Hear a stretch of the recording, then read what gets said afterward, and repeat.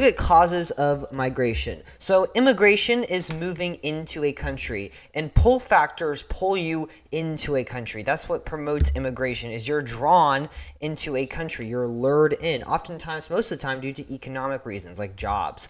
Emigration is migration out of a country, and that's promoted through push factors. Push factors push you away from a country. It promotes immigration, like political persecution or war or political instability.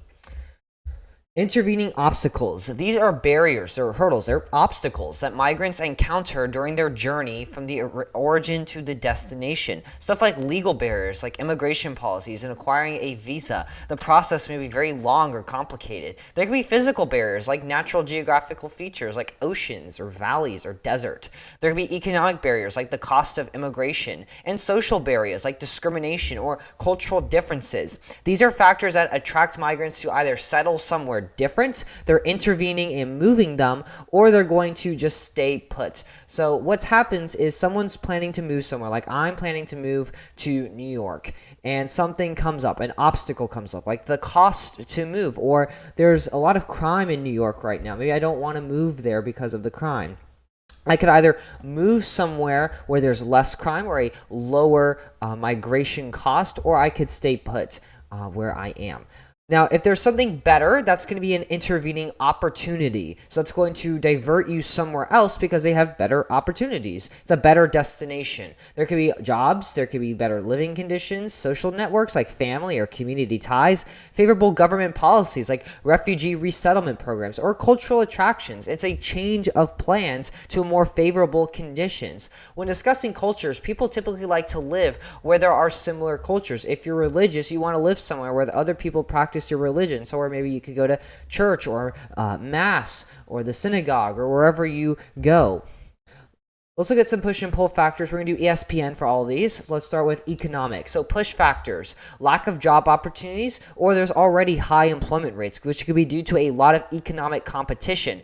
This can push people to live somewhere where there's better prospects. People need incomes. People need money to live. That's how it works. So if they can't do that, they're probably not going to live there. There could be inadequate pay or just low income levels in general, low minimum wage, or there's a very, very high cost of living. A lot of people probably wouldn't want to live in New York or Los Angeles because it's very expensive to live there. There could be economic downturns or recessions. This is particular for international migration. You're probably not going to want to go move to Venezuela because their economy is not doing well. They're having a lot of inflation, a lot of financial instability. There could be limited business prospects and entrepreneurship opportunities, or just any type of career advancement. There could be a lot of poverty or lack of access to basic necessities like healthcare. Pull factors can include job opportunities and career development, higher wages, access to better healthcare, access to education, infrastructure, overall quality of life, higher standard of living.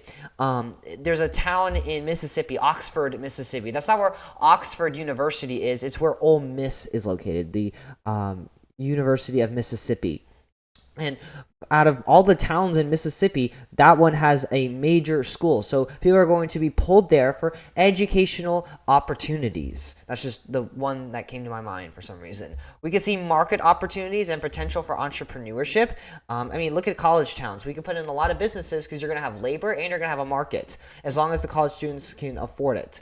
There could be the presence or absence of Social Security benefits and welfare programs. Now, the presence of Social Security benefits are obviously something that can attract people. What about the absence of these benefits or the absence of public health care? There are people that don't like these benefits or programs. They don't want to live somewhere where these are present because that may increase their taxes. It may increase, they just may disagree with how a government runs these services. There's a variety of reasons for that. So let's look at this map here. The best and worst U.S. states for job seekers. Okay. So let's see. The U.S. average workers per 100 job openings. So the highest is where there's more job competition. Where did political come from? Anyways, the states with the lowest, the more blue states, are the ones with the least amount of competition, more openings compared to workers. So we can see here states like New York and California, where there are a ton of people, even Texas, where there's a ton of people moving there. There's a lot of competition going on. So it may not be the best state to move in for a job seeking person. However, if you move to these states, you're probably going to have good wages. You're probably going to live somewhere with a higher standard of living, and you're probably going to have a lot of career and educational prospects. That's just how it is. So this map here shows the cost of living across the world. So obviously our more developed countries, United States, Canada, the UK, Norway, Australia, Italy, those countries are going to have the highest cost of living. Look at Venezuela. They're actually third in cost of living because of how bad their economy is, how much inflation there is as well. So that financial instability is a big push factor for people to move out of Venezuela or just not to move there at all. Singapore has the highest cost for renting in the world. Nepal has the lowest cost for renting. That can be seen as a pull factor in Nepal and a push factor in Singapore. Norway has the highest cost for eating in a restaurant. Switzerland is the most expensive country to live in with the highest cost for groceries. People may not want to move there because it's just so expensive to live there. But they may be more inclined to live in the United States because they're 24th in cost of living compared to first, which is Switzerland. This is income tax in different states in the United States. Not every state has an income tax, and it varies per state. States like Florida, Texas, South Dakota, they don't have an income tax. So people may see that as an incentive to move there. That's a pull factor. But states like Minnesota, California, Oregon, New York, Idaho, they have income tax. They have considerably higher income taxes. So people may see that as a push factor and not move there as well. This is Detroit slums. Would you want to live here in Detroit with the slums? I don't think so. This can be seen as a push factor, not only in this specific part of Detroit, but all of Detroit. They could see this as economic instability. They could see this as high crime. They could see this just as an ugly place to live. And people don't want to live somewhere where it's ugly. They're not ugly and they're proud, y'all. All right, this is test scores per school district. So families will often move places where there's better educational prospects. So we can look here and see where the test scores are the highest and where are the lowest at the county level. This is a county scale of analysis. So if you live like somewhere in Georgia, you can see areas where the test scores are higher. And we can look here and I can tell that they're higher in near Atlanta in that urban area. And the more rural you get, the lower the test scores are typically found. And then there's states where there's really good test scores. Look at Kansas, which is above Oklahoma. Kansas has really, really high test scores in the school districts. That might be seen as a pull factor to Kansas. But California has very, very low test scores overall across the state. So people may not want to move to California as a result.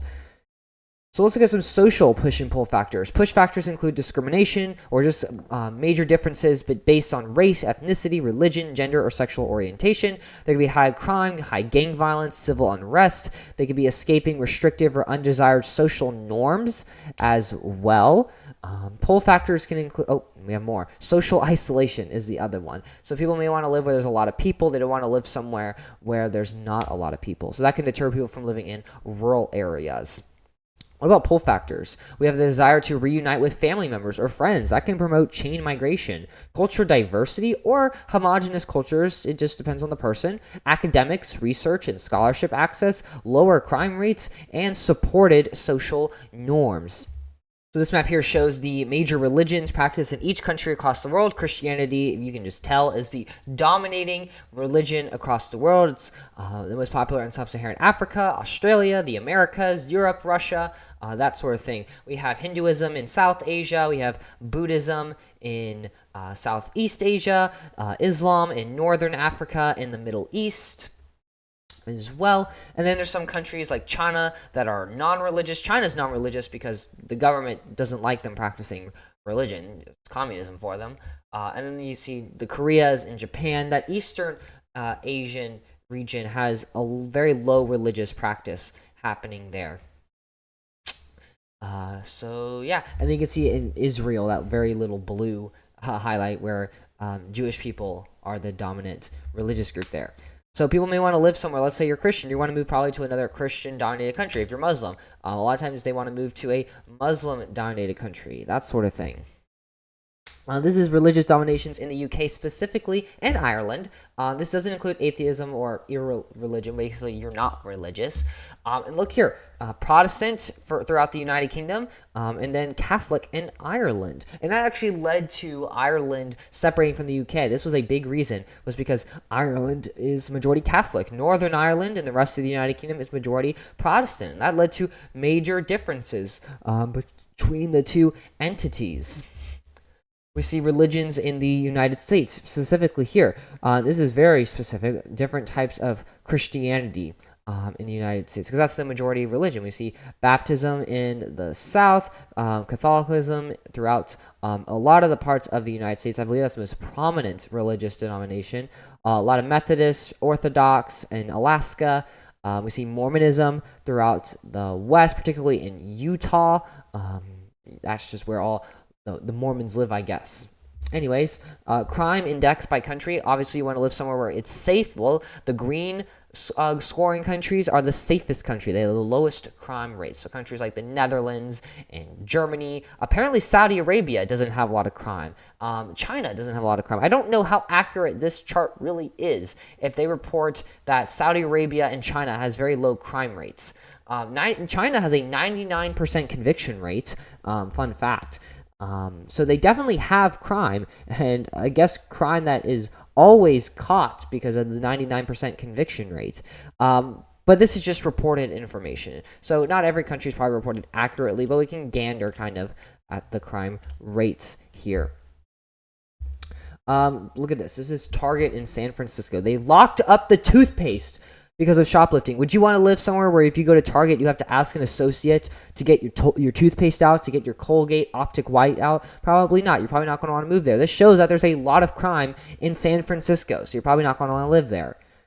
What about push and pull factors that are political? Well, push factors can include authoritarianism, political persecution, human rights violations, arbitrary arrests, discrimination, and a lack of protection for civil rights and liberties, political instability, a lot of war going on, political corruption, a lack of government transparency, and a lack of accountability, political mismanagement of finances and resources. Typically, you want to live somewhere that's a little more democratic, want to live somewhere where the government is trusted and where the government is open with the citizens. We have free and fair elections, that sort of thing.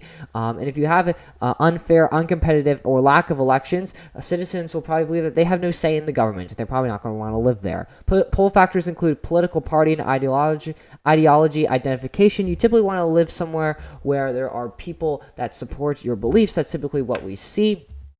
We see more democratic characteristics, political asylum and refugee status ability. So refugees moving out of countries like North Korea are going to want to live somewhere where they can acquire a refugee status. Most of the time, that's probably not Japan. They're probably going to move to either the United States or a European country. Respect for civil rights and liberties, they're enforcing the law. Nobody is above the law, including the government. We see political stability, transparency, and accountability. Support for activism, like protests, and freedom of expression and freedom of speech. These are all pull factors because people want to live in countries with these characteristics. Free, fair, and competitive elections. People can vote on what's happening in the government and who's representing them.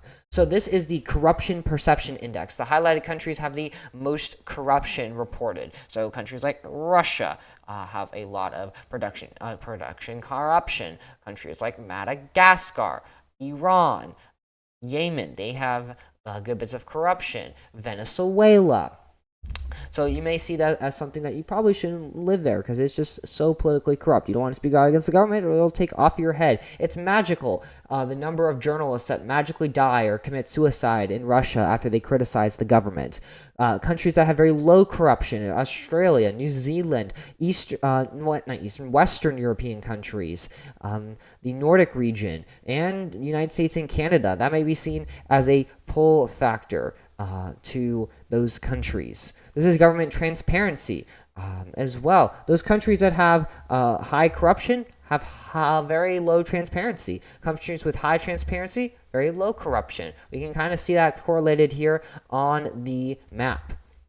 What about environmental push and pull factors? Well, push factors can be natural disasters. They could be water scarcity, getting rid of the land and soil fertility, deforestation and pollution, low agriculture productivity, exposure to health hazards like pollution, contamination, or infectious diseases, placelessness. What is placelessness? This is where every place just kind of looks the same. There's no character, there's no charm in the community at all. It just looks kind of bland. Pull factors could be limited natural disasters. Maybe you don't want to live somewhere where there's a lot of hurricanes. Attraction to regions with clean air and clean water and natural landscapes where there's a beautiful place outside your window. The abundance of natural resources, including fertile land, forests, minerals, and renewable energy resources. Agriculture productivity, the presence of protected areas, wildlife conservation, ecotourism, just green land and parks. So the picture on the left in the picture on the right, would you want to live somewhere like this? Maybe you want to live somewhere there is a lot of fast food and TGI Fridays. Or maybe you don't want to live somewhere like that. Or you probably don't want to live somewhere on the right because that just looks ugly. Who would want to live there? It's just an ugly place. I wouldn't want to live there just basing it off the image. It just doesn't look nice. Same thing on the left. I wouldn't want to live somewhere that looks just like this. I don't want to live in an apartment across the street and look out my window and see these signs. So this is hurricane risk as well. Maybe you don't want to live somewhere where there's a lot of hurricanes. You don't want to deal with that. A lot of people don't want to live somewhere where there's snow, so they're not going to live up north as well. This is the River Ganga in India. It's full of trash. I wouldn't want to live in India or any city that is on this river because it's just full of trash. It's so polluted. It's so ugly. And it causes a lot of problems in the country. Let's look at an FRQ from a past AP exam. Explain one reason why individuals in less developed countries are likely to move to cities, contributing to the global trend of rural to urban migrations. Well, what's the pull factors in cities and what's the push factors away from rural areas? People may want to move to cities to find work, better work, or higher paying work. They move to cities because they have insufficient economic opportunities in rural areas, often due to job loss, like the creation of agribusiness, which replaces family farms, or just increased cost of land like rent and taxes. People may move to city for educational opportunities, for better services or infrastructure like healthcare, housing, clean water, and electricity. People might move to a city because of 5G. They may not be able to get it in their rural area. People may move to cities because of enhanced social and cultural opportunities. People may have lost their homes in rural areas due to disasters like floods, droughts, or even war, or environmental harm like social erosion, soil erosion, and water resource depletion. People may have lost their homes in rural areas due to infrastructure projects like dams, canals, and roads. People may move to cities to join family members who live there as well. They have social connections already in those cities. This is FRQ from over 10 years ago on Muslim migration in Europe. So let's look through all these. Explain a reason for the increase in Muslim immigration to one of the three countries since 1950. So the country X is France, country Z is Germany, and country Y is the Netherlands. So why would they move to one of those countries? In France, they may move their immigration from former colonies in North and West Africa or Lebanon and Syria. In the Netherlands, immigration from former colonies in Indonesia or Suriname. I don't know how to say that. In Germany, they could have immigration from Turkey in the former Yugoslavia as well. What push factors move them away from these regions or countries of origin? Political instability, conflict, or just some kind of violence within the country, low standards of living, oppression, gender inequality, or high unemployment or high underemployment. Now, what pulls them to reside in the Netherlands, France, or Germany? What pull factors are there? Job and economic opportunities, the opportunity to send remittances back home, send money to their families, chain migration, which is where you join families that have already moved there or relatives from your country, guest worker programs, and as well as a chance for just a better life or education or a higher standard of living here. Thank you so much for watching. Please like and subscribe. It really does help me out, and it costs $0. I have some free resources for you in the description down below if you'd like to use them. If you have any AP Human Geography related questions whatsoever, don't hesitate to leave a comment down below the video or send me a message on Discord. I'll see you guys in the next video, though. Adios.